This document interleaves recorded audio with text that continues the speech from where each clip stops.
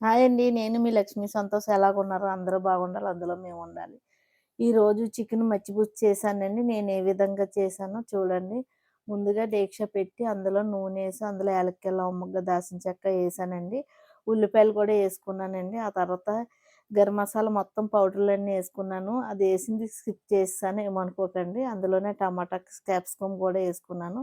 చక్కగా ఉడికించానండి. చికెనేసి బాగా ఉడికిన తర్వాత వాటర్ కూడా పోయేసానండి.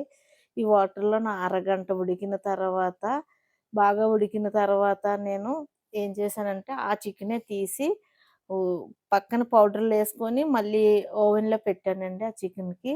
ఏమీ లేదండి, కొంచెం ధనియాల పౌడరు, కొంచెం టమాటా పేస్టు, కొంచెం గరం మసాలా అవి నూనెలో కొంచెం రాసేస్తే కూర బావుంటదండి. ఆ తర్వాత ఎసట్లో బియ్యమేసానండి.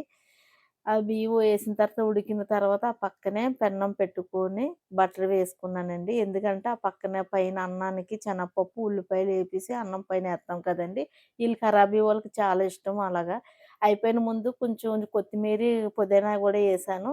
ఈ పక్కన గూడా శనగపప్పు, ఉల్లిపాయలు గూడా అయిపోయాయండి. ఇది నేను ఇలా తయారు చేసుకున్నాను. మచ్చిబూస ఎలాగుందో మీకు నచ్చినట్టయితే లైకు, షేర్, సబ్స్క్రైబ్ చేసుకోండి.